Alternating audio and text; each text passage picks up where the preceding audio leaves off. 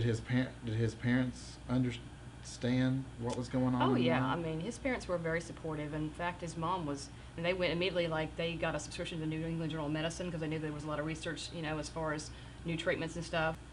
When he found out he was HIV positive, Mhm. you said that he was afraid to tell his friends. Mhm.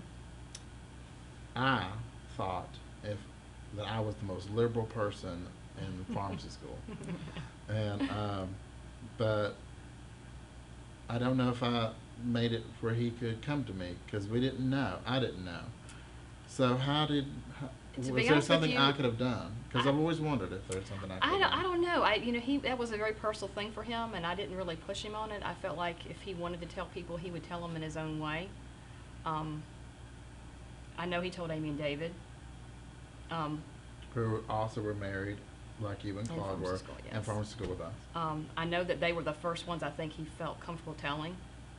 I think it helped a lot to have someone else that kind of knew, because it's like you're carrying around this little secret that you wish you could get out, but you just don't feel comfortable letting it out, and so that I think eased his mind a bit to have someone else that kind of knew, what he could tell him, how he's feeling or whatever, and it was good to have friends that you could do that with, and I think that helped him some. So did Amy and David, how did they respond? Were they? As far as I mean, him telling me that they were great. I mean, they didn't, act any different toward him or anything, and they, were supportive and, encouraging. Because this was back in 1991 Mhm. when, and we were in Auburn, Alabama. It Yeah. was small, large university, but Mhm. still small town feel. Absolutely. Absolutely. Um, I did not know anyone HIV positive, No, neither did we at the time. and it was it was not prevalent No. in our world. I No. mean, we were in pharmacy school, Mhm. small town, small group of Yeah. friends. I mean, it was just, it wasn't something that we would ever even think about. So, No. No. I remember the funeral. Mhm. But I remember well, I remember going and seeing y'all. Mhm. You were in a townhouse, I Yes. believe. That's Yes. what, Mhm. and me and Amy and David, and I have to tell this story. There were two married couples in pharmacy school all at the same time. There was Amy and Claude and Amy and David, and y'all were the spicy couple. And Amy and David were the sugary sweet couple, and y'all were always fun because y'all just had this passion. It was just passion. I Well, mean, that's the what, people of us wanted to be right all the time, and no one was going to back down. So. it was just so much fun to watch you. So Amy and David never, I don't think, had a crossword, and and you and Claude were always just just passionate with each other, Absolutely. and so we called them Sugar and Spice. So we always knew which couple we were talking about because instead of going Amy, David, David, Claude, we go Sugar and Spice.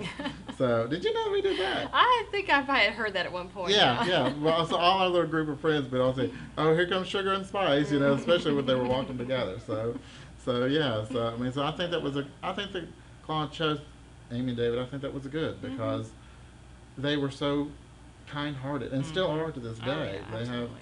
such huge hearts. If I was going to tell someone, that would be definitely someone I would choose. I mean, they were fantastic people. So, you know, so we came to visit at y'all's house. Claude was not doing too well at the time, and I remember feeling so powerless. Yeah. I wanted to do something, but and everyone in pharmacy school knew that the brains were everybody except me, and but I had great smart friends, That's right. and but I felt powerless because there was nothing I could do. Were you feeling something like that? Yeah, of course, just people coming and seeing him made such a difference. And then toward the end, when he kind of knew that we were not going to have a lot of time left, he contacted a lot of his friends from high school, friends from early college days and stuff, and kind of asked them if they would come over. He wanted to see everybody one last time, and a lot of them just couldn't handle the gravity of that situation. A lot of his friends didn't come.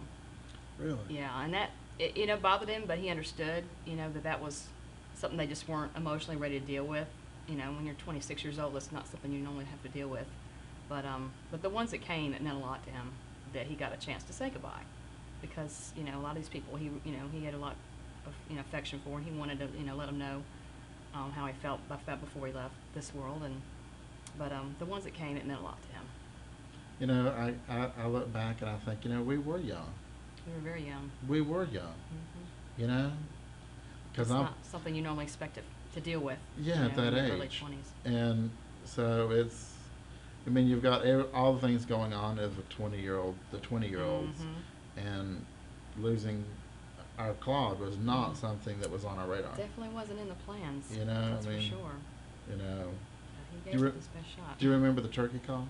I The do. government call? I do. Should we tell that story? You go right ahead. Okay. Now, see if I remember it right. Oh. If we were studying in y'all's apartment, y'all had a townhouse, and Claude went upstairs and did the turkey call, that meant everybody needed to leave because it was Aimee Claude time. Is that right? And he would do it himself. It wasn't a bird call or anything. Well, he had a little, I guess it was some kind of a little thing that you put in your mouth that made that noise. He could do it without it, but I mean, you know. Yeah, and I always remember that turkey call. I always wanted someone to turkey call me. Ever since then, I have always wanted someone to turkey call me, and I haven't found anybody yet. But that's okay, I'll get there. But buddy, I would hit the door. I would be so embarrassed. I was like, oh, I got to go. I'd be the first one in my car. Oh my gosh. That was the memories. I will remember that for the rest of my life. That's funny because that's one I didn't remember that quite as well as you did. Yes, that was important to me. I remember the turkey call. If Claude did it, it means cleared out of the house. It was really great. He was a character, and he was always doing stuff extra for the pharmacy and volunteering. Always in charge of everything, trying to help gather cans for the kidney dialysis patients. Remember we used to gather all those cans and do that for them. That's right. To raise money for that. Well, you know, when I first started in HIV 13 years ago, I was specializing in it. People asked me one of the reasons why I got in it, and I said, you know what? I said, one of my best friends had HIV, and I said, what better cause than I can give than to help people like him? Absolutely. But they expect when I talk about him, they expect him to be in a certain group. Right. And Claude was the opposite of any group. He was white, heterosexual, married, monogamous. And I'm like, HIV can affect. It can. Everyone. Exactly. And it doesn't have a group. No, it doesn't have a group or an age. You know, and that's the one thing I always have to tell people. My closest, dearest friend who's ever passed away with HIV is that heterosexual white married male. I said it's not anything else that you would expect. Right. And I said, so don't tell me that I get real passionate if people say anything negative because I was like, you want this honor Claude to me, you know. So I mean. And I think maybe that'd been part of the reason why, if there is a greater plan, that that was something that had to be seen. That it wasn't just everybody, that he was chosen for a reason. Maybe so. Maybe that's the reason why it led me to working in HIV because of Claude. I feel like there's a plan. There's got to be a reason because I went through a lot of soul searching after he passed away. Why did it have to be him? There's so many other people in the world that don't try to do good in the world, and but he was chosen for a reason.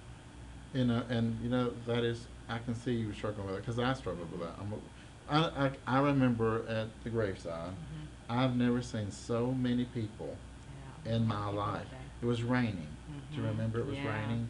Yeah. It was raining. I thought God was crying. I remember, and me and I think Reggie were standing in the back with an umbrella, and we were scared to get up close because we were afraid we'd cry if we saw you. And we wanted to be manly and be butch and be all I was strong. trying to be manly myself. I did all right. I didn't get break into.